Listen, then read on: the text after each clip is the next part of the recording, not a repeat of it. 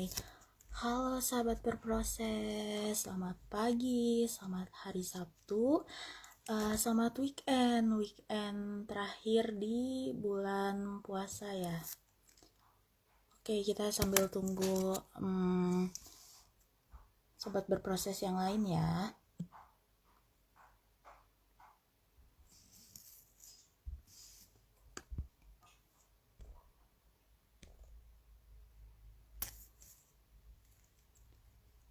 Oke, kita tunggu yang lain dulu ya.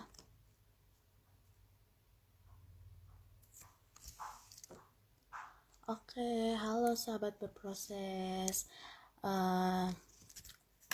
Selamat, aku mau ngucapin selamat menjalankan ibadah puasa hari ke-26 untuk sahabat berproses yang melaksanakan ibadah puasa. Semoga lancar sampai di akhir nanti ya. Nah, untuk menemani weekend kalian semua, yang kayaknya sih menurut aku masih pada mager-mageran, apalagi kalau habis sahur biasanya jam segini masih ngantuk-ngantuknya. Nah, aku mau ajak kalian buat sharing-sharing bareng pembicara kita, yaitu Kak Puspita Puji Rahayu, SPC MSI, selaku dosen dari Universitas Karangturi. Nah, mungkin sahabat berproses juga udah pada tahu kalau tema live IG pada bulan Mei di ruang berproses ini yaitu self care dari lintas profesi. Dan untuk hari ini profesi yang akan kita angkat yaitu seorang dosen. Nah, tujuan dari IG Live ini diadakan yaitu karena kita semua percaya bahwa semua orang itu berhak untuk melakukan self-care-nya masing-masing, baik yang berhubungan dengan profesinya ataupun yang tidak berhubungan dengan profesinya. Selain itu, di kondisi pandemi saat ini, tingkat gangguan mental dianggap cukup menaik secara drastis gitu. Sehingga aspek well-being merupakan salah satu aspek penting untuk melindungi kita dari gangguan psikologis. Nah, salah satunya adalah dengan melakukan self-care ini. Nah, untuk sobat berproses yang mungkin nanti mau tanya-tanya sama Kak Ayu selaku pembicara kita, boleh silakan drop pertanyaannya di question box atau di kolom komen di bawah. Nanti akan aku bacakan ya. Oke, nah sepertinya Kak Ayunya sudah ready. Aku akan coba invite dulu, nanti kita akan berkenalan lebih lanjut dengan Kak Ayu ketika beliau sudah bergabung.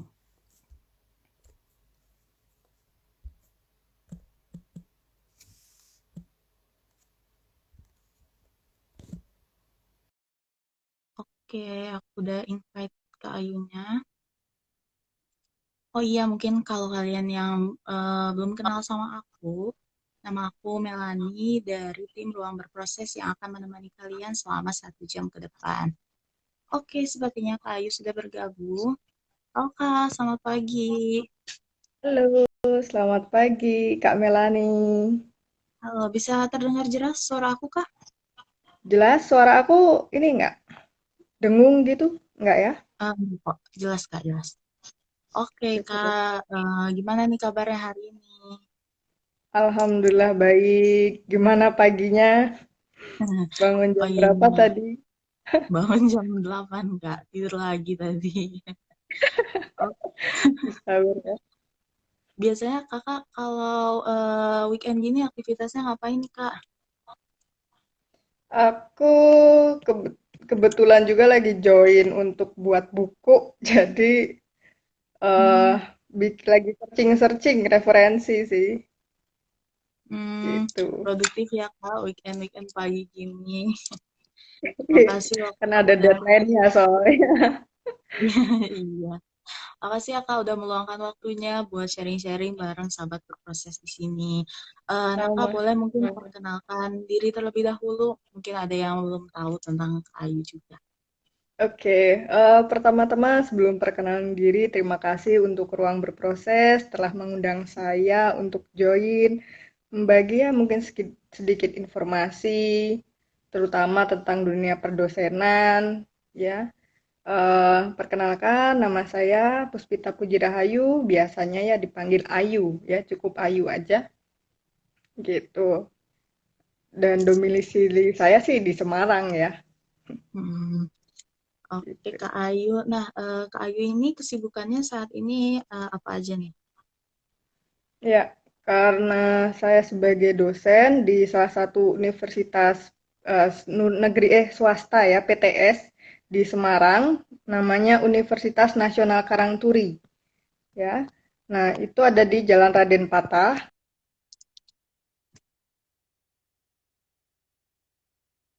Sorry, sorry. Ya. Nah, Ya. eh, kesibukan saya pastinya melakukan apa itu Tridharma Perguruan Tinggi. Tridharma Perguruan Tinggi itu terdiri dari pendidikan, penelitian, dan pengabdian pada masyarakat. Nah, salah satu kegiatan pengabdian kepada masyarakatnya nih yang kita lakukan hari ini salah satu tugas pokok saya, yaitu pengabdian kepada masyarakat. Seperti itu Kak Melati. Ya, Oke. itu ada pokok. Tetapi masih ada lagi tugas tambahan ya. Kebetulan ada beberapa tugas lain, tugas pokok yang harus saya lakukan. Semua dosen lakukan yang kita sebut sebagai Tridharma Perguruan Tinggi. Ada juga tambahan, tugas tambahan saya terutama yaitu sebagai Ketua Penjaminan Mutu Universitas. Seperti itu. Jadi saya yang nantinya membuat SOP, membuat misalnya kuesioner yang mungkin akan dibagikan kepada alumni atau pengguna alumni, kepuasan karyawan, kepuasan seluruh tendik seperti itu, tenaga kependidikan di universitas. Seperti itu Kak Melani. Oke, jadi untuk menjadi dosen itu ternyata kewajibannya bukan hanya untuk mengajar mahasiswanya ya, Kak, tapi ada Iya, kewajiban-kewajiban lain yang harus dipenuhi. Salah betul. satunya tadi memenuhi pengabdian kepada masyarakat dan Kak Ayu ini kebetulan Ketua Penjaminan Mutu. Nah, Kak, Iya. kalau untuk kesibukan di luar sebagai dosen nih, Kak, apakah Kak Ayu ada kesibukan tambahan lain mungkin selain tadi sedang membuat buku ya, Kak? Ya, karena mengingat pandemi juga, jadi adalah membuka. Mungkin ketika kita pandemi malah kreativitas kita tuh terasah seperti itu ya. Jadi membuat seperti konsultan saya sebut dan tim sebagai Quality First Semarang.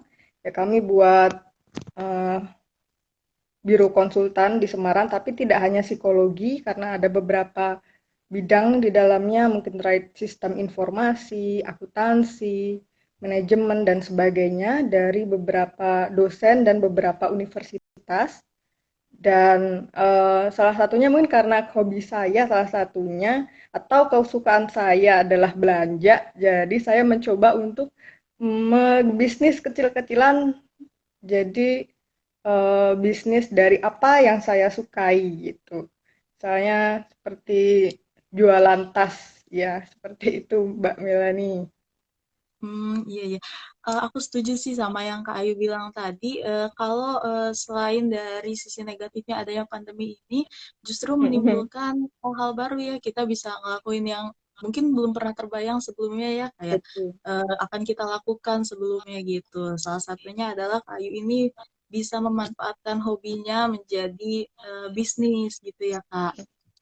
Ya Nah, untuk masih walaupun masih mulai-mulai kayak Mm, belum iya, ke iya. depannya. Nah, untuk semua kesibukan Kak Ayu ini apakah dilakukan di rumah atau gimana, Kak? Ya, eh namanya kalau kita bisnis ya pasti di dunia online, tetapi ketika pekerjaan ya kebetulan saat pandemi ini kita mengikuti protokol kesehatan yaitu PPKM ya. PPKM itu ya pembatasan kegiatan masyarakat. Jadi dihimbau 50%, tetapi di dalam yayasan saya, Yayasan Karangturi, telah menghitung jam kerja dari jam 9 sampai jam 13. Jadi kami bekerja di kantor ya setiap hari dari jam 9 sampai jam sekitar 5 jam itu berarti jam 2 ya. Jam 9 sampai jam 2 seperti itu. Tapi kalau saya kan ngajarnya sampai sore juga ya Mbak. Saya ngajar itu kan kelas pagi dan kelas sore. Jadi ketika saya ada kelas sore, saya pulangnya pastinya lebih awal kalau jam kerjanya kan juga lebih cepat seperti itu. Oh, jadi kalau untuk di kampus Kak Ayu sendiri sebenarnya sudah menerapkan ini ya kayak blending sistem gitu ya Kak, setengah WFH, setengah WFO gitu. Iya, Dan betul, tentunya betul. tetap mengikuti Mungkin protokol awal-awal kesehatan. pandemi yang Maret ya, waktu itu tuh Maret ya kami masih full sih, masih full untuk WFH, mungkin sekitar 3 bulan. Setelah itu ada peraturan lagi pemerintah ya kan memperbolehkan, tapi kami membuat kebijakan itu, rektor membuat kebijakan seminggu 2 kali untuk hadir. Nah, tapi makin ke sini ya pandemi ya bukannya hilang enggak, tapi kita terus menjaga protokol kesehatan tetapi tidak menghilangkan apa ya jam kerja seperti itu karena memang di tempat saya bekerja terutama Universitas Nasional Karangturi ini saya itu kemarin itu sibuk dengan akreditasi program studi. Jadi harus memang memungkinkan ya, harus datang ke kampus seperti gladi bersih, gladi kotor, seperti itu. Ya Jadi Kak, jadi sebenarnya tetap mengikuti aturan terbaru dari pemerintah gitu ya. Jadi masih iya, berubah-ubah sistemnya. Mungkin betul. sekarang udah akan lebih baik karena sudah mulai beredar vaksin ya Kak. Semoga nanti bisa lebih baik lagi ke depannya. Amin, amin. Nah, Kak, aku mau nanya nih, kan Mm, Kakak ini kesibukannya tadi banyak banget ya dari mulai jadi dosen, ada lagi membuat buku, jualan, terus buat konsultan nih. Nah, dalam mm. melaksanakan semua pekerjaan Kakak ini, Kakak pernah nggak sih merasa burnout? Pernah ya merasa mungkin bahkan stres, ya pasti ada. Stres berat sampai mungkin depresi saya pernah merasakan. Tetapi ketika kita stres itu terkadang kita tidak sadar ya ketika kita sedang stres. Tapi sebetulnya kalau kita terutama psikologi itu sebetulnya tahu gejala-gejala kita lagi stres ya, misalnya kurang tidur ya, telat makan, bawaannya marah-marah ya, seperti itu kan gejala-gejala dari stres. Jadi dari situ, nah saya tuh eh, mencoba untuk bagaimana saya bisa melakukan manajemen stres terhadap diri sendiri seperti itu terutama. Ya Kak, jadi kalau emang kita tahu ilmu tentang gejala-gejala stres itu justru kita lebih aware ya sama diri sendiri, jadi bisa lebih cepat untuk menanganinya gitu. Nah, Betul. kalau Kak Ayu sendiri, waktu itu penyebab burnout-nya itu kenapa sih Kak? Apa karena terlalu sibuk atau bagaimana Kak? Ya, pastinya karena deadline pekerjaan ya, walaupun kita WFH, tapi kita ada deadline pekerjaan dibarengi dengan akreditasi itu yang bikin, itu kan pengalaman baru untuk saya ya, terutama akreditasi program studi itu pengalaman baru untuk saya. Saya tidak ada bayangan bagaimana untuk menghadapinya ya. Tapi alhamdulillah di sekeliling saya ada support system gitu ya, ada teman-teman yang bisa mendukung, mungkin teman atau senior yang lebih paham, saya bisa banyak bertanya, berkonsultasi, mungkin sekeliling saya terutama eh, pasangan saya ya, calon saya itu dia kasih dukungan ke saya. Jadi itu yang menguatkan saya juga sih. Jadi mungkin Kakak ini waktu itu mengalami masa-masa burnout-nya ini karena banyak aktivitas-aktivitas baru mungkin ya yang belum pernah Kak Ayu Betul, lakukan. Jadi betul. agak Nah, kaget. ya, terutama mungkin karena selain akreditasi kan kita sebagai dosen itu kan ada tugas tambahan ya. Ya, terkecuali memang sebelumnya pun saya sudah menerapkan untuk kuliah daring pun saya juga sudah menerapkan, tetapi kan tidak 100% seperti masa pandemi ya. Kalau 100% selama pandemi kan saya harus memikirkan ketika kalau luring ya, pembelajaran luring gitu kan mahasiswa bisa kita buat berkelompok ya. Tetapi kalau pandemi kan sulit seperti itu. Apalagi ketika saya dihadapkan dengan universitas yang baru, fasilitas mungkin serba minimal ya. Jadi untuk Zoom, untuk burnout aja belum bisa seperti itu kan harusnya di breakout gitu ya, di breakout Mm-mm. room, diskusi seperti itu kan. Nah, tapi ternyata tidak memungkinkan. Makanya saya memilih beberapa alternatif selain Zoom atau Google Meet ya. Saya juga mix dengan Google Class ya dalam pembelajarannya, terutama untuk diskusi seperti itu. Kak, jadi faktor lain yang menyebabkan burnout ini adalah adaptasi ya Kak, khususnya ketika Teknologi perpindahan ya. dari ini ya offline ke online seperti itu ya Kak. Betul, betul. Oke. Karena kan harus memikirkan, ini harus diapain pembelajarannya, ya kan? Seperti Iya itu. Kak. Apalagi mungkin dulu kan emang nggak pernah ya pakai kuliah Zoom, Google Meet gitu. Sedangkan Iya, waktu kan tetap berjalan ya, kita harus terus memikirkan pembelajaran mahasiswa ke depannya gitu. betul, betul. Jadi ya harus berkreasi lagi kan buat video yang menarik agar teman-teman mahasiswa juga nggak bosan, ya seperti itu kan buat kita juga buah tantangan ya terkecuali juga ada tugas lain penelitian pengabdian itu memang harus tapi malah justru menurut saya ketika pengabdian melalui daring ini tuh lebih memudahkan kami kalau untuk pengabdian tapi untuk pembelajaran memang sedikit di awal-awal ada kendala lah ya karena penyesuaian terutama untuk pembelajaran 100% ini. Oke Kak, jadi emang ada plus minusnya ya masing-masing di setiap ininya. Oke Kak, terus tadi kan Kakak udah sempat mention kalau untuk mengatasi burnout ini Kakak ini punya support system dari orang-orang terdekat. Nah, mungkin Kak Ayu juga pasti ada cara-cara tertentu yang biasa Kak Ayu lakukan untuk membuat diri Kak Ayu merasa lebih baik. Yang biasa Ya. mungkin kita kenal dengan self care ya Kak. Nah, Mm-mm. menurut Kak Ayu sendiri self care sendiri itu apa sih? Ya, eh self care atau perawatan diri kita sebut ya dalam bahasa Indonesia tuh aktivitas yang dilakukan dengan tujuan meningkatkan rasa kesejahteraan diri kita. Nah, self care ini juga dapat dikatakan tindakan untuk fisik ya, emosi, relasi, mungkin juga profesional, edukasi untuk beberapa orang. Nah, kesejahteraan spiritual juga yang mencerminkan cara kita menjaga diri kita sendiri pada tingkat yang paling mendasar. Intinya, self-care itu adalah melakukan perawatan untuk diri kita sendiri dengan cara melakukan hal-hal yang bermanfaat untuk diri kita. Inti dari self-care itu adalah itu. Nah, tadi Kak Melani menanyakan self-care apa yang biasa saya lakukan. Seperti itu ya Kak Melani. Iya. Nah, seperti ketika saya terutama di masa pandemi ini, saya lebih mengurangi menonton, membaca, melihat berita ya yang buat kecemasan kita itu meningkat ya.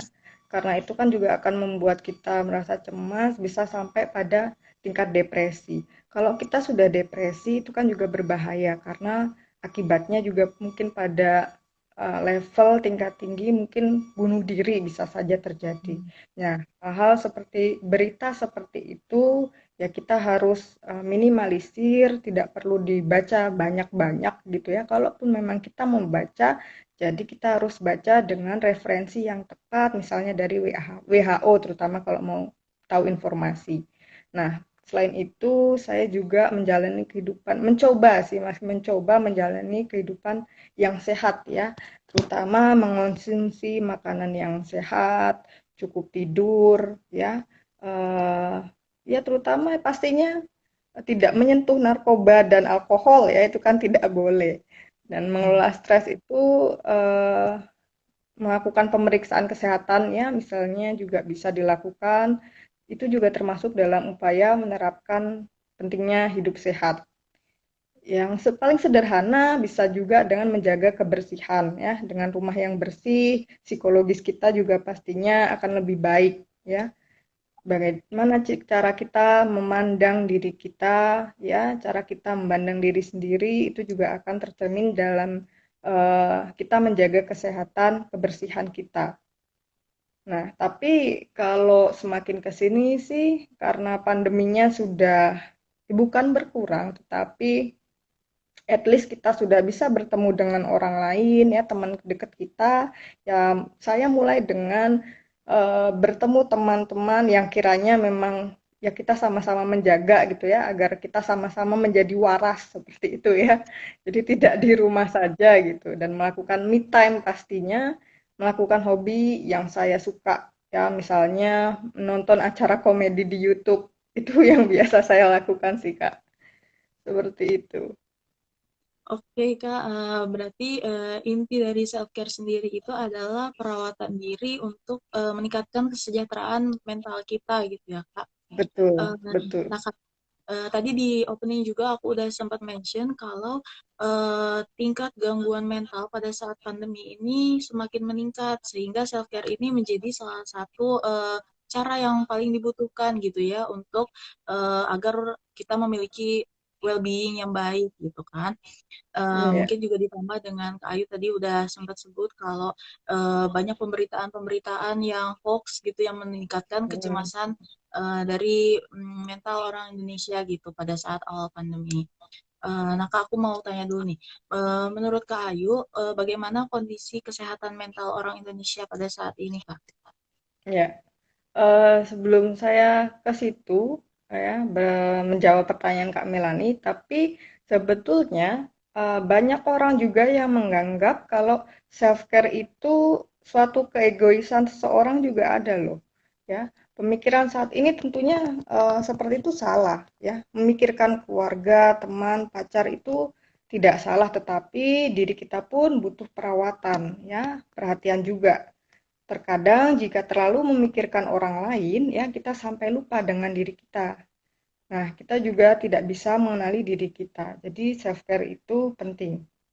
Jadi meskipun terlihat sepele, self care itu eh, membantu kita untuk melihat menghargai diri kita lah intinya gitu ya.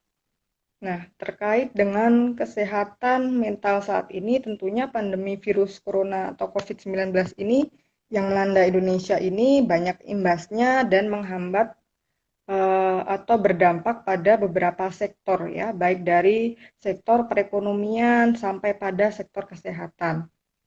Ya, jadi pandemi COVID-19 ini bukan hanya mengancam kesehatan fisik, tetapi juga mengancam kesehatan mental banyak orang ya. Karena hidup dengan penuh tekanan, tetapi tantangan baru terus bertambah ya, terlebih banyak korban ya, atau tantangan untuk dosen seperti saya, penyesuaian teknologi, atau untuk anak-anak mahasiswa yaitu sekolah atau kuliah virtual ya. Terus di mana kita juga di saat keluar tetap berusaha untuk eh, berupaya untuk tetap aman ya. Kita harus pakai masker terus ya. Lalu kita menyediakan hand sanitizer atau bahkan beberapa orang juga mengalami kesulitan keuangan ya, kerja dari rumah, melakukan atau mengikuti informasi baru yang berhadapan dengan penyakit serta kematian membuat masalah hidup tuh seperti nggak ada akhirnya gitu ya. Jadi virus yang terus bertambah baik dari itu India ya, dari Afrika ya, namanya virusnya udah beda-beda tapi masih ada, itu kan juga bikin orang kesehatan mentalnya tuh, kesehatan jiwanya terganggu. Nah, masalah lain yang terkait kesehatan mental itu masih aja terus dihadapi oleh kita. Nah, gangguan mental yang kerap timbul ini bisa membawa emosi, stres, kecemasan berlebihan, depresi, ya, seperti itu. Oke Kak, berarti khususnya di masa pandemi ini kondisi kesehatan mental orang Indonesia bisa dibilang butuh perhatian khusus ya Kak, karena banyak sekali hal yang harus berubah, misalkan harus adaptasi baik secara teknologi atau mengikuti aturan baru untuk menjaga kesehatan gitu. Lalu ada masalah perekonomian, lalu juga kan Kak banyak yang ditinggal oleh orang-orang tersayang mungkin ya, Betul. yang mungkin Meninggal mereka ya. memberikan sangka pada awalnya gitu ya Kak. Nah Kak, lalu isu penting apa sih terkait kesehatan mental yang sekarang sedang terjadi menurut pengamatan Kak Ayu? Eh, Menurut saya, jadi gini, Ada berapa penelitian ya, kesadaran akan kesehatan mental di Indonesia itu belum sepenuhnya baik, terutama yang dialami perempuan. Karena wanita itu memiliki potensi mengalami masalah mental yang lebih tinggi dibandingkan pria, ya.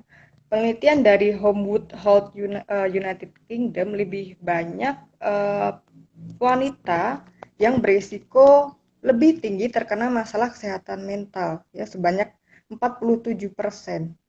Nah, dari situs Universitas Erlangga atau UNER, ya, pria itu beresiko terkena atau mengalami gangguan mental sebanyak 37%. Ya, artinya kan pria ini lebih rendah daripada wanita. Jadi perempuan ini beresiko mengalami depresi 2 kali lebih tinggi dibandingkan laki-laki. Nah, apa sebabnya? Karena tanggung jawab yang berlebihan membuat perempuan rentan mengalami masalah kesehatan, yaitu terutama kecemasan dan depresi. Ya, menurut pakar psikolog dari UNER, Bu Ike Herdiana, ya ada banyak faktor yang menyebabkan perempuan itu rentan kesehatan gangguan mental ini, ya. Nah, faktor utamanya karena tanggung jawab dalam pengasuhan anak dan anggota keluarga. Kan mereka parno bahwa anggota keluarganya terkena virus, ya. Jadi terutama anak seorang ibu tuh biasanya akan lebih parno seperti itu. Jadi wanita itu akan berisiko lebih tinggi dibandingkan pria, seperti itu. Oke Kak, jadi justru isu penting yang sedang terjadi terkait kesehatan mental ini adalah kurangnya awareness terhadap kesehatan mental di masyarakat. Padahal tingkat gangguan khususnya untuk perempuan itu cukup tinggi ya Kak, karena Ya, disebabkan betul. oleh berbagai faktor gitu. Nah, kalau Kak Ayu sendiri, pengalaman psikologis apa aja yang pernah Kak Ayu lalui sampai saat ini, khususnya di masa pandemi? Mungkin yang tadi udah Kak Ayu sempat mention yang depresi itu ya Kak. Mungkin mungkin Baik. berkenan diceritakan Kak? Ya, terutama mungkin karena saat pengalaman psikologisnya, terutama ketika saya mau menghadapi pernikahan di tahun ini, ya, yang seharusnya di tahun kemarin, ya, itu juga membuat eh, saya merasa apa ya, ya stres, ya, merasa cemas, ya. Harusnya mungkin di tahun kemarin mengadakan pernikahan, tetapi memang waktu di bulan Maret sampai apa tuh ya, Agustus itu kan lagi tinggi-tingginya juga. Jadi itu membuat kami keluarga juga memutuskan untuk ya sudah tahun ini saja 2021 seperti itu. Ya tentunya masih dengan protokol kesehatan, ya, dengan berbagai persiapan yang tentunya mungkin berbeda ya dari pernikahan yang biasanya untuk akad, misalnya kita kan sebagai orang muslim, ya, dari calon pria dengan wali harus salaman, ya kan sekarang kita harus pakai apa namanya, sarung tangan gitu kan, yang kan berbeda. Jadi persiapan-persiapan yang tentunya berbeda dari pernikahan pada umumnya seperti itu. Itu tuh yang Oke buat Kak, stres juga sih. iya jadi banyak rencana-rencana yang awalnya sudah direncanakan malah tertunda ya Kak karena Iya, kondisi betul. seperti ini gitu. Mhm, mhm. Eh, Terus tadi Kak Ayu udah sempat bilang juga kalau banyak self care yang biasa Kak Ayu lakukan, antara lain mengurangi melihat berita-berita yang meningkatkan kecemasan, pola hidup sehat, menjaga kebersihan, dan nonton YouTube yang lucu-lucu gitu ya Kak. Nah, kalau Kak Ayu sendiri, kenapa tertarik dengan melakukan self care ini Kak? Eh, ya karena kita kan memang harus tetap menjadi waras gitu ya dalam tanda kutip, ya. Meskipun terlihat sepele, ya, self care ini penting karena dapat membantu kita lebih menghargai diri sendiri, ya.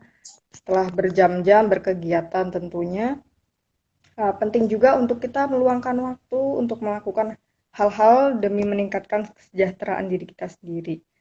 Nah, self care yang dilakukan secara rutin itu bisa membuat kita merasa lebih baik, merasa lebih bahagia, ya, lebih mampu menghadapi berbagai tantangan hidup terutama ya, baik secara fisik, secara mental maupun secara emosional.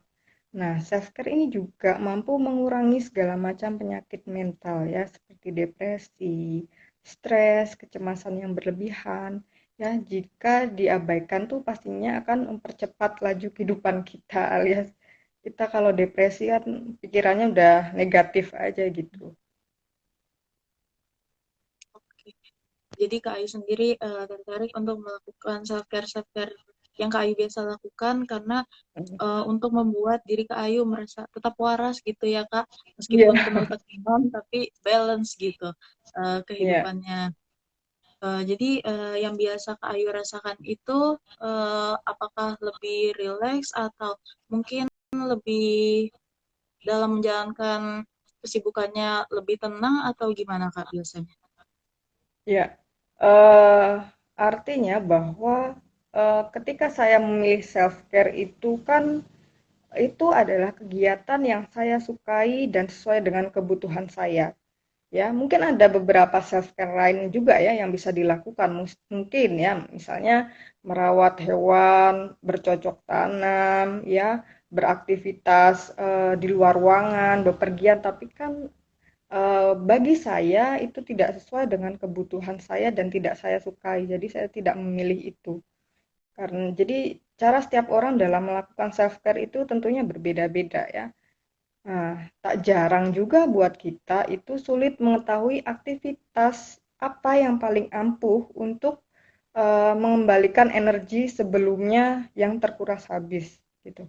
Nah, untuk tahu itu bagaimana caranya ya untuk melakukan self care sesuai kebutuhan ya kita itu bisa tanyakan beberapa hal juga pada diri kita sendiri ya apakah aktivitas itu membuat merasa lebih baik atau bersemangat atau tidak. Hmm. Nah, aktivitas apa sih yang kita itu lebih sering bisa kita lakukan, lebih mudah kita lakukan ya. Lalu ada kegiatan nggak yang dinanti-nantikan setiap hari gitu. Ya, jadi kita juga memiliki gambaran mengenai sesuatu hari yang ideal gitu ya. Apa yang akan kamu lakukan, yang kita lakukan hari ini apa. Nah, jadi itu beberapa pertanyaan yang bisa kita tanyakan pada diri kita sendiri, kebutuhan self care apa yang sesuai dengan diri kita karena setiap orang itu berbeda-beda. Oke Kak, jadi untuk pemilihan self care sendiri kan self care itu bermacam-macam ya Kak, nggak menutup satu atau dua aja gitu. Bahkan kayak Kak Betul. Ayu bisa melakukan beberapa jenis self care gitu. Nah, untuk memilihnya itu adalah dengan cara kita bertanya pada diri kita apakah Mm-mm. kita merasa lebih baik dengan melakukan hal ini gitu. Jadi Betul. goals yang akan dicapai dari melakukan self care ini justru adalah untuk merasa lebih baik setelahnya gitu ya Kak. Mm-mm. Mm-mm. Mm-mm. Betul. Nah, Karena oke, kan setiap Kak Ayu orang tadi udah sempat bilang juga kalau ada bermacam-macam cara untuk melakukan self care, tapi Kak Ayu memilih untuk melakukan itu. Nah, Kak Ayu sendiri pernah nggak sih melakukan apa ya? Mencoba melakukan self care yang lain gitu, namun dirasa tidak cocok gitu Kak. ya misalnya bercocok tanam gitu. Buat saya sepertinya melihat tanaman gitu ya, misalnya tuh indah gitu. Tapi ternyata nggak cocok untuk saya karena saya nggak telaten seperti itu ya. Malah jadinya jatuhnya mati. Kan kasihan juga tanamannya gitu. Nggak cocok. Mungkin beraktivitas di luar ruangan juga tidak, di luar ruang artinya misalnya apa ya? Ketika kan ada orang yang melakukan relaksasi, meditasi, yoga gitu ya, tapi juga itu tidak apa ya, ternyata tidak efektif untuk saya. Ya mungkin hal-hal simpel saja sih dari nonton film, mendengarkan musik, ternyata itu lebih efektif bagi saya gitu daripada melakukan aktivitas yang memang kiranya tidak sesuai dengan kebutuhan saya. Kembali lagi seperti itu. Oke, jadi Kak Ayu sendiri udah pernah mencoba berbagai metode self care ya, namun ternyata tidak membuat diri merasa lebih baik mungkin ya Kak, malah Betul. membuat timbul masalah ya malah tanamannya Betul, mati malah atau jadi gitu. emosi ya kan. Tanaman mati udah mahal-mahal malah mati ya kan. Jadi Iya, emosi sendiri. iya rileks malah tidak menimbulkan rileks ya Kak, malah makin stres gitu.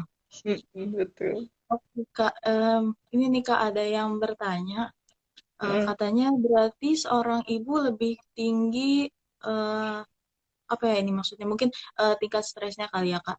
Berarti seorang ibu mm. lebih tinggi dibanding perempuan yang belum menikah ya Bu katanya.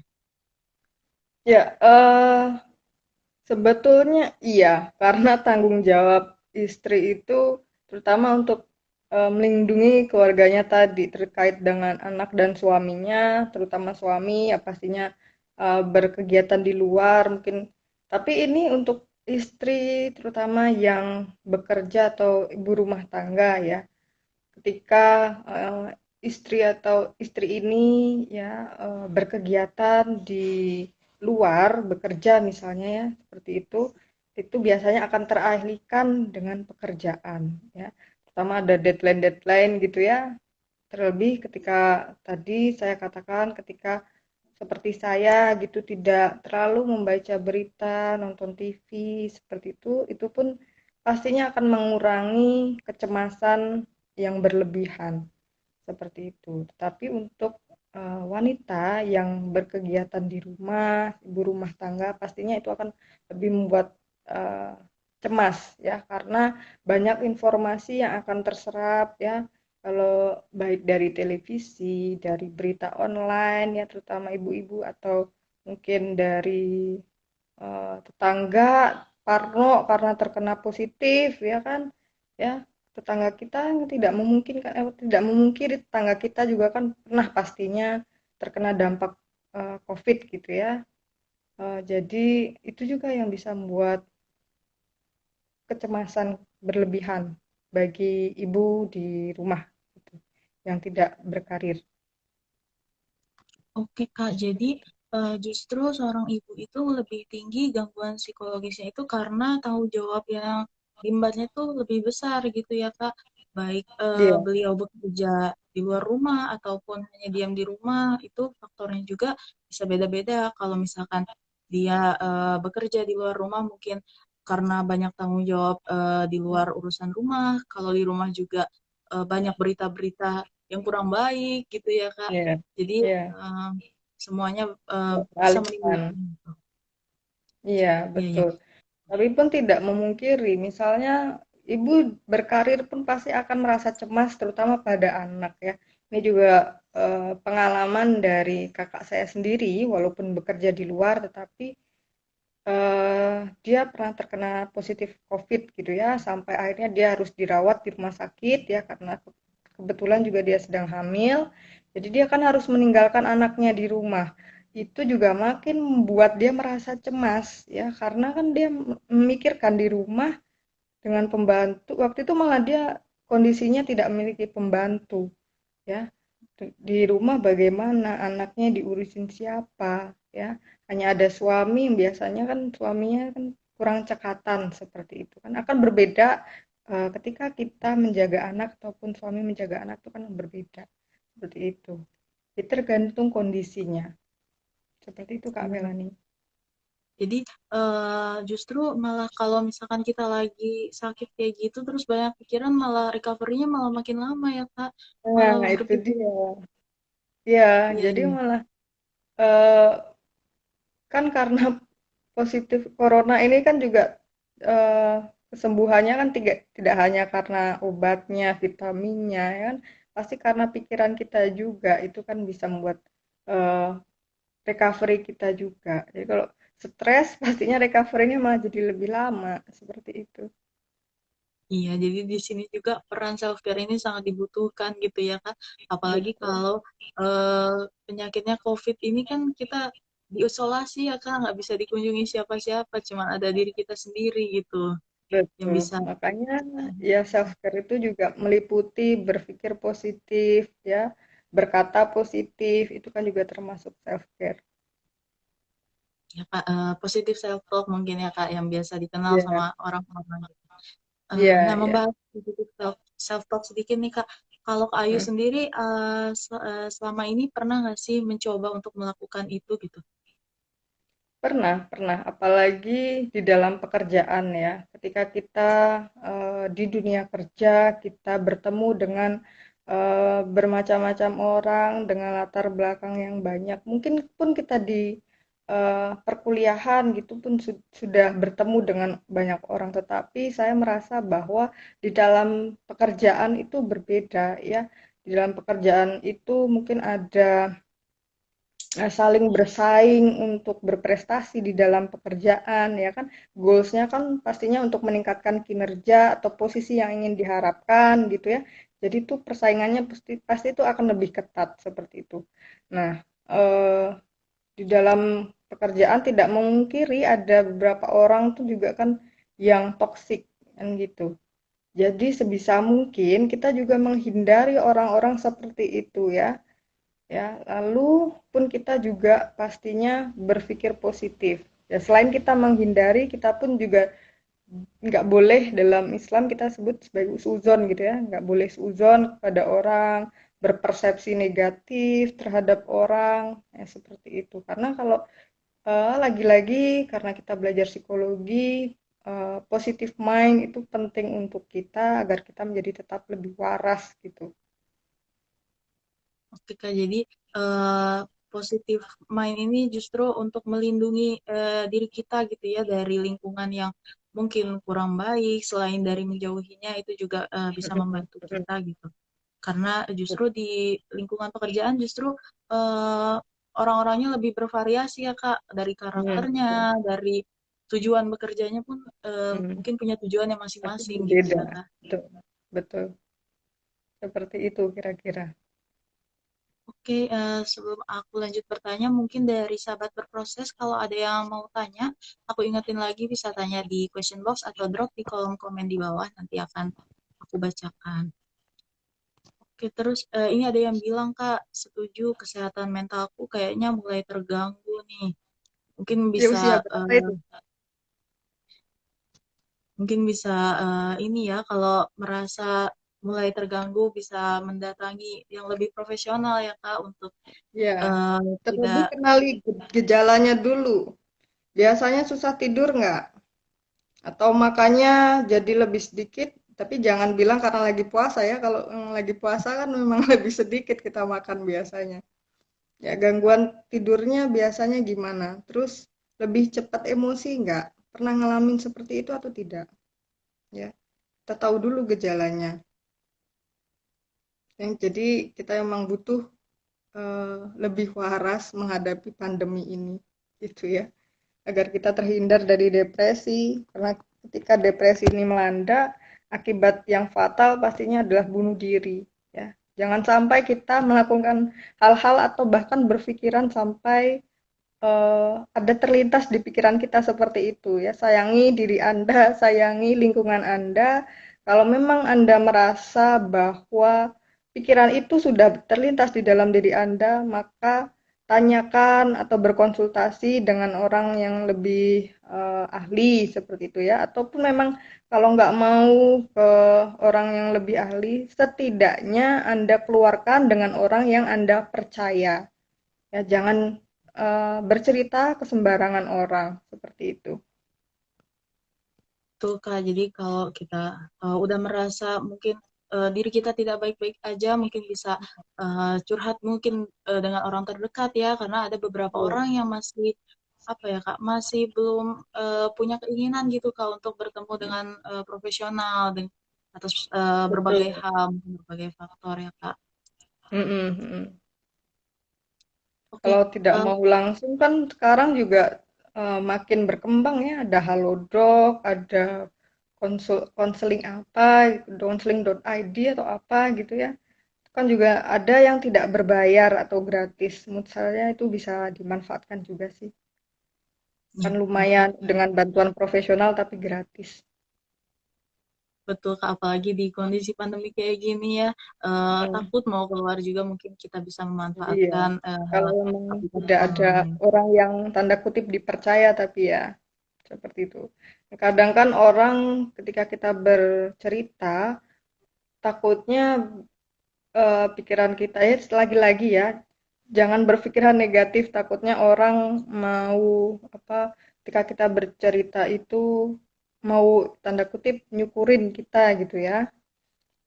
Jadi jangan berpikiran seperti itu. Kalau memang Anda tidak mendapatkan kepercayaan dari orang terdekat, maka sebaiknya berkonsultasi dengan orang yang lebih ahli. Udah pasti kerahasiaan Anda akan dijaga seperti itu. Iya betul Kak.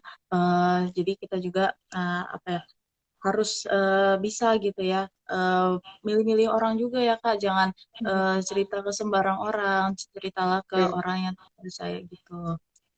Eh, Betul. nah Kak, aku juga sempat lihat nih di Instagram Kakak kalau Kakak ini Mhm. sering beberapa kali itu isi webinar gitu ya Kak, untuk Oh mengisi iya. webinar dan Mhm. pembicaraan-pembicaraan lain gitu.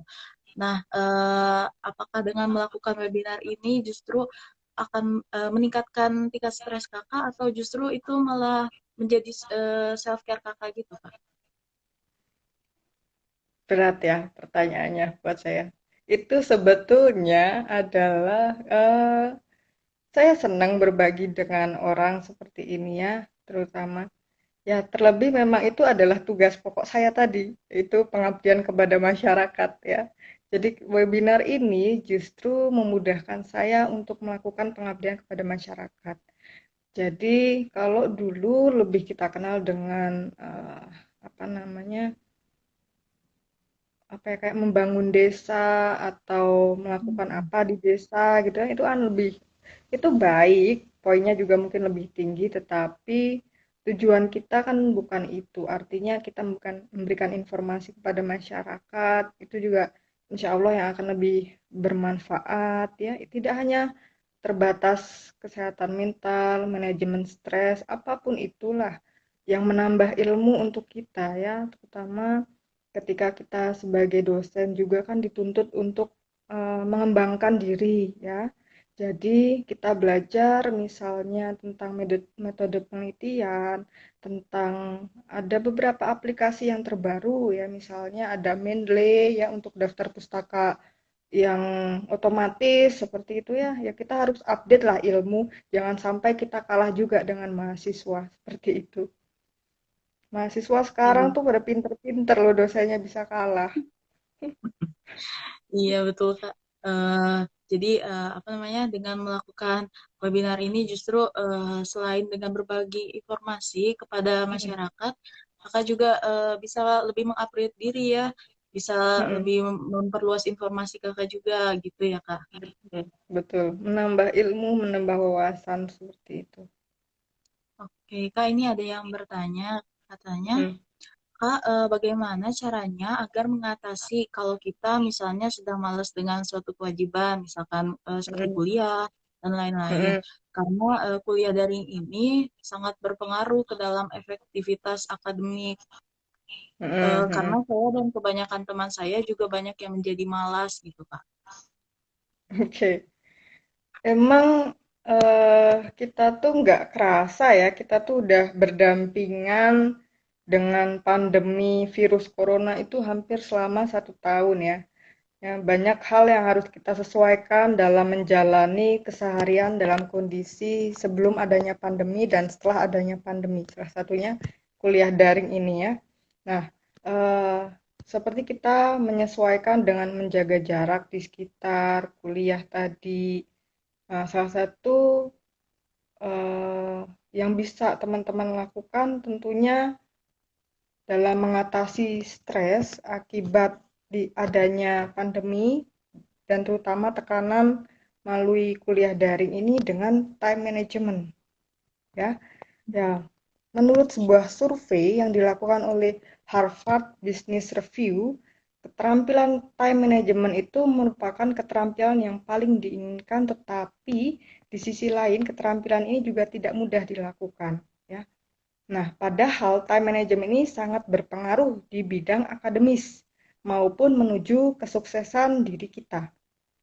Nah, cara untuk menerapkan time management adalah kita bisa membuat bujo atau bullet journal atau post-it yang bisa diisi ya, diisi dengan taks atau tugas eh, yang harus kita kerjakan, lalu kita bisa tempel di dinding kamar ya, atau di mana saja yang kiranya mudah terlihat oleh Anda ya. Dengan ini kita juga bisa belajar untuk mencintai diri kita sendiri, kegiatan kita juga bisa kita kontrol, ya deadline-deadline-nya seperti apa.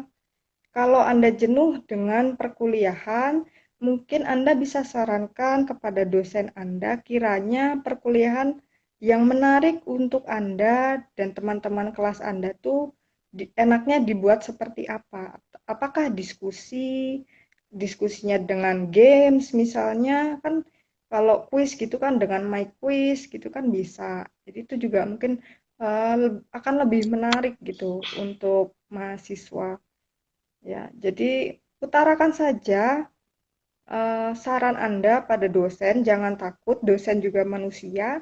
Jadi eh, agar kita juga dalam perkuliahan sama-sama nyaman seperti itu. Dosen juga enak menyampaikan. Jadi kan kalau saat kita menyampaikan harapan kami sebagai dosen tentunya ilmu yang kami berikan akan terserap gitu ya. Tetapi kan kita juga tidak bisa apa ya namanya kita belajar tuh kan student center learning. Memang kami juga mengharapkan mahasiswa juga aktif ya. Jangan sampai mahasiswa itu pintar karena Google seperti itu ya. Jadi mencobalah untuk buat time management ya, buat catatan kecil tentang perkuliahan, misalnya seperti itu kan hal yang mudah untuk dilakukan atau deadline-deadline dari tugas itu bisa kita tempelkan di kamar atau di mana saja yang kiranya teman-teman itu mudah melihatnya, seperti itu. Oke, jadi pada masa kayak gini untuk agar kita lebih efektif, itu kita bisa Hmm. melakukan time management ya Kak. Salah satunya Hmm. dengan melakukan bullet journal seperti yang Kakak bilang, dengan menuliskan tugas-tugas mendatang yang harus dilakukan. Hmm. Mungkin juga bisa ya Kak dengan eh, memberikan reward kepada diri sendiri berbentuk self-care atau apapun itu agar memacu semangat kita untuk mengerjakan tugas-tugas itu gitu ya Kak. Karena justru kadang hambatannya tuh kita udah punya daftar hal yang harus dilakukan tapi niat untuk melakukannya tuh belum ada gitu Kak. Ya, jadi Anda memang butuh me time, tapi pun me time menurut saya itu bisa berdampak positif atau negatif.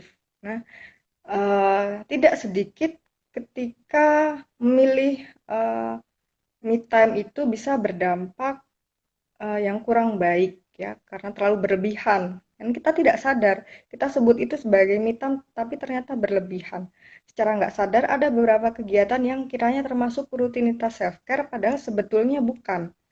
Nah, aktivitas-aktivitas tersebut ya sekilas terlihat membahagiakan diri kita, padahal sebetulnya dia berdampak negatif pada diri kita. Misalnya apa? Ya, lebih memilih me time dengan nonton serial sampai larut malam ya daripada istirahat ya. Drama-drama Korea gitu ya sampai larut malam daripada istirahat atau belanja baju, shopping ya, mungkin itu juga bisa disebut sebagai self care, tetapi ketika berlebihan ya eh, itu juga akan berdampak negatif ya karena kita lebih apa namanya dengan alasan ngilangin stres ketimbang memakai pakaian yang bikin kita merasa nyaman padahal kan enggak juga kita bisa berpakaian apapun selama kita tuh nyaman gitu atau berolahraga bukan untuk sehat melainkan untuk diet misalnya gitu ya padahal Hmm. esensi berolahraga itu adalah supaya agar diri kita sehat seperti itu. Nah, atau bela-belain hangout ya demi eksistensi, padahal bikin kantong tuh bolong, misalnya gitu ya. Itu kan juga seperti itu. Jadi untuk Instagramable aja, foto-foto, itu kan juga sebetulnya berdampak negatif. Nah, pastinya juga ada beberapa teman yang toksik, bukan berarti kita mengisolasi diri. Seperti itu. Jadi ada beberapa kegiatan yang memang self care itu sebetulnya positif, tetapi ketika berlebihan itu berdampak negatif.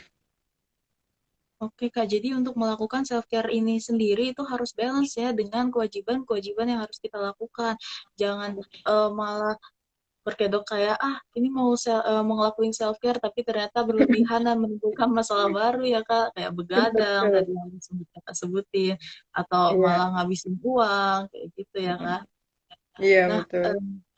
Kak ini nyambung juga sih sama yang mau aku tanyain. Nah, kalau Mm. dari Kakak sendiri, kira-kira setiap Kakak melakukan self care ini intensitas atau durasinya itu berapa lama Kak? Secukupnya aja sih. Misalnya nonton YouTube, ya kiranya 1 sampai maksimal 2 jam. Memang waktunya juga nggak ada sih ya. Kuliah pagi, habis itu kerja, rapat, habis itu nanti pulang, bersih-bersih rumah, masih ngajar sampai malam. Nah, biasanya kalau saya sebelum tidur itu baru saya nonton film atau nonton YouTube sebentar, habis itu baru beristirahat. Ya tidak menghilangkan esensi ketika kita tuh memang harus tidur cukup karena selanjutnya kan kita harus beraktivitas. Namun bagi itu kan kegiatan saya karena saya di kantor. Untuk Anda yang biasanya beraktivitas walaupun WFH ya, sekarang kan ada juga yang masih WFH. Nah, itu juga harus mengatur jadwal kegiatan Anda sehari-hari seperti itu. Jadi diatur jam berapa sampai jam berapa harus diplotin seperti itu. Itu saran dari saya sih. Jadi ya kembali lagi time management agar semuanya bisa terstruktur dan bisa efektif dalam melaksanakan kegiatan kehidupan sehari-hari dan pekerjaan. Jadi bisa balance gitu. Oke Kak, jadi untuk intensitasnya sebenarnya secukupnya dan disesuaikan Hmm, dengan waktu yang kita miliki ya Kak. Jangan sampai betul. malah mengganggu aktivitas yang lain kayak mengganggu waktu tidur atau malah jadi nggak ngerjain tugas karena sibuk self Hmm, care gitu ya Kak. betul, betul. Jadi Oke, harus tahu batas waktunya. iya betul betul. Oke Kak, mungkin ini tips nih Kak untuk teman-teman yang mungkin berprofesi sama atau pengen jadi kayak Kakak nih, jadi dosen. Bagaimana cara manajemen antara pekerjaan dan juga self care-nya Kak? Sebetulnya tidak jauh berbeda dengan mahasiswa tadi ya. Artinya kita bisa buat bullet journal atau task yang kita tempel, tapi bedanya ketika eh, dosen itu kan ada beberapa tuntutan pekerjaan ya, terutama dengan teknologi baru dalam pembelajaran daring. Ya bisa dengan Google Class, dengan Zoom, Google Meet, atau Schoology. Ya, kita juga dituntut untuk membuat video menarik agar mahasiswa juga tidak bosan. Ya, jadi jangan pernah berhenti untuk belajar, ikuti seminar kalau memang biaya kita terbatas atau yayasan atau perguruan tinggi Anda membatasi biaya ya. Biasanya kan kalau kita melakukan seminar gitu kan kalau kita bekerja itu kan pasti ada maksimal dan minimalnya ya yang dibiayai oleh institusi gitu. Jadi kita harus plot benar-benar mana kegiatan seminar yang perlu kita ikuti, terutama yang bisa menunjang kinerja kita sebagai dosen. Seperti itu. Oke, Ya, jadi terutama yang menunjang tugas pokok ya, baik itu pembelajaran, penelitian maupun pengabdian kepada masyarakat. Seperti itu.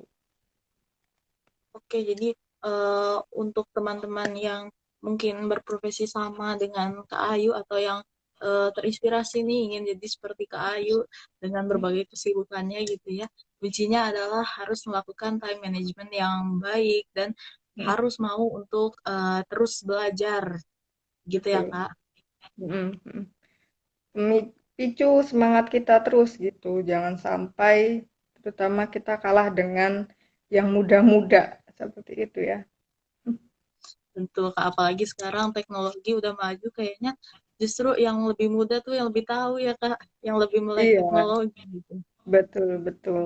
mahasiswa tuh makanya lebih pinter-pinter daripada dosennya, lebih cepat nangkep, lebih ya lebih banyak informasi yang dia lebih tahu. Seperti ya kita saling belajar lah, bukan berarti dosen juga tidak tahu, tapi dosen juga kan apa namanya, kami pun terus belajar agar kita juga bisa mengikuti perkembangan zaman, perkembangan kegiatan, agar kita bisa berbagi ilmu, informasi yang bisa kita saling berbagi, baik itu dosen dengan mahasiswa.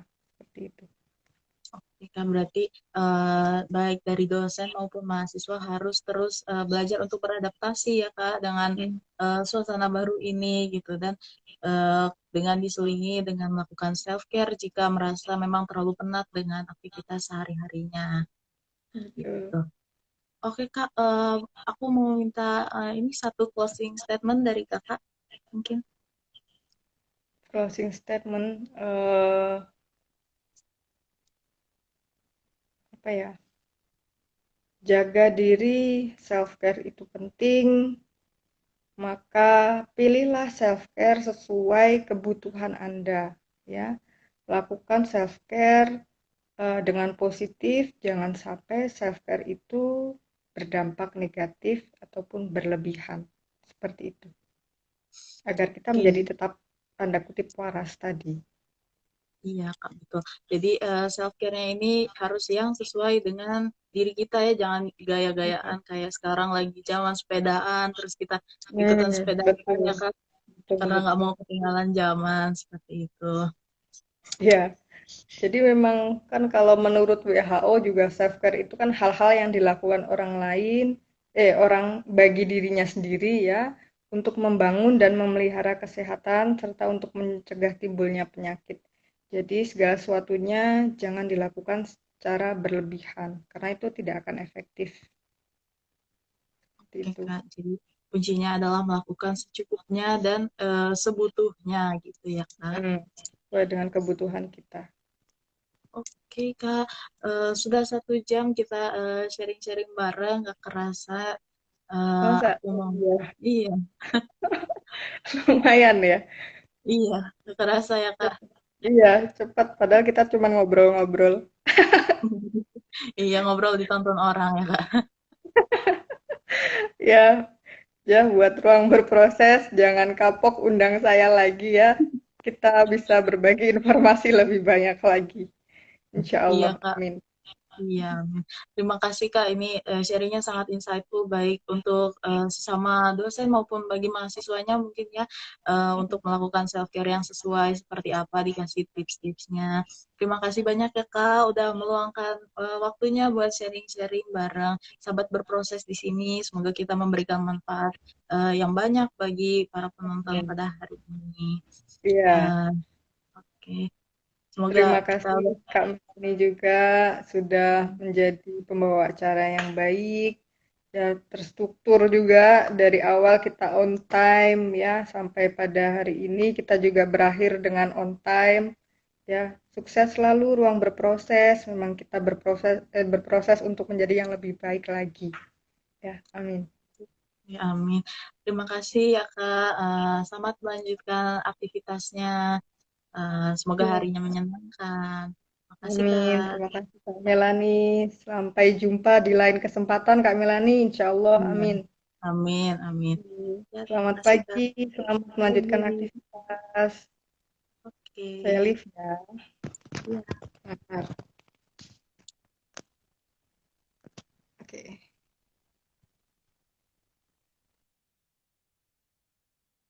Oke, itu dia tadi live kita bersama Kak Puspita Pujirahayu, SPC MSI, yang sharing-sharing mengenai self-care di tengah kesibukannya menjadi dosen.